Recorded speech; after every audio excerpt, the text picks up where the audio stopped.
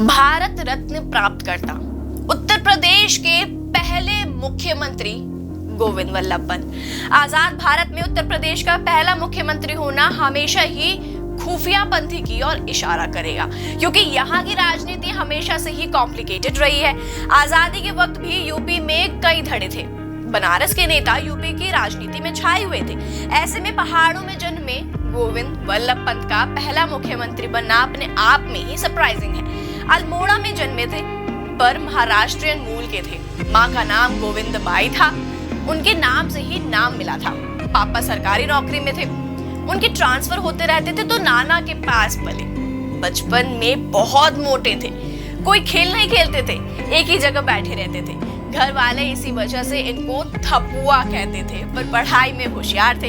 एक बार की बात है, छोटे थे उस वक्त, मास्टर ने क्लास में पूछा कि 30 गज के कपड़े को रोज 1 मीटर करके काटा जाए तो यह कितने दिन में कट जाएगा। सबने कहा 30 दिन, पंत ने कहा 29। स्मार्टनेस की बात है, आप भी सोचिए। बाद में पढ़ाई करके वकील बने। इनके बारे में फेमस था कि सिर्फ सच्चे केस ही लेते थे, झूठ बोलने पर केस छोड़ देते थे। वो दौर ही था मोरलिस्ट लोगों का। बाद में कुली बेगार के खिलाफ लड़े। कुली बेगार कानून में था कि लोकल लोगों को अंग्रेज अफसरों का सामान फ्री में ढोना होता था। पंत इसके विरोधी थे, बढ़िया वकील माने जाते थे। काकोरी कांड में बिस्मिल और खान का केस भी इन्होंने ही लड़ा था। वकालत शुरू करने से पहले ही पंत के पहले बेटे और पत्नी गंगा देवी की मौत हो गई थी। वो उदास रहने लगे, पूरा वक्त कानून और राजनीति में देने लगे। 1912 में परिवार के दबाव डालने के बाद उन्होंने दूसरा विवाह किया, लेकिन उनकी यह खुशी भी ज्यादा वक्त तक नहीं टिक रही। दूसरी पत्नी ने एक बेटा दिया, लेकिन कुछ समय बाद ही बीमारी के चलते बेटे की मौत हो गई। 1914 में उनकी दूसरी पत्नी भी स्वर्ग सिधार गई। फिर 1916 में 30 की उम्र में उनका तीसरा विवाह कला देवी से हुआ। उनसे जुड़े कुछ अहम किस्से भी हैं। जैसे 1909 में गोविंद वल्लभ पंत को लॉ एग्जाम में यूनिवर्सिटी में टॉप करने पर लम्सडन गोल्ड मेडल मिला था। हालांकि नेता वल्लभ पंत भी लिखते थे।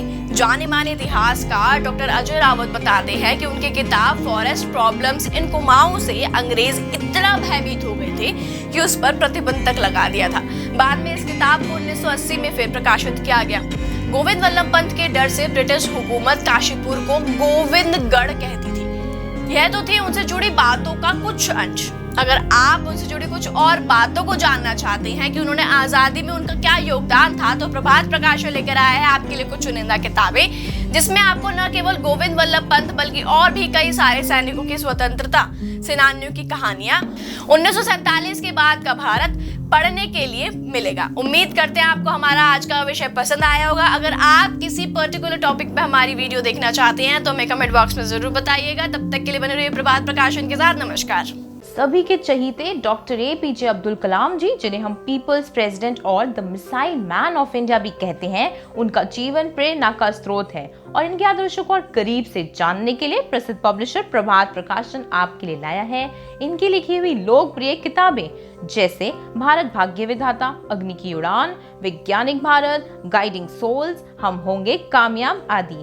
तो आज ही ऑर्डर करें Amazon, फ्लिपकार्ट या नजदीकी बुक स्टोर से, क्योंकि इनके बिना आपका बुक शेल्फ अधूरा है।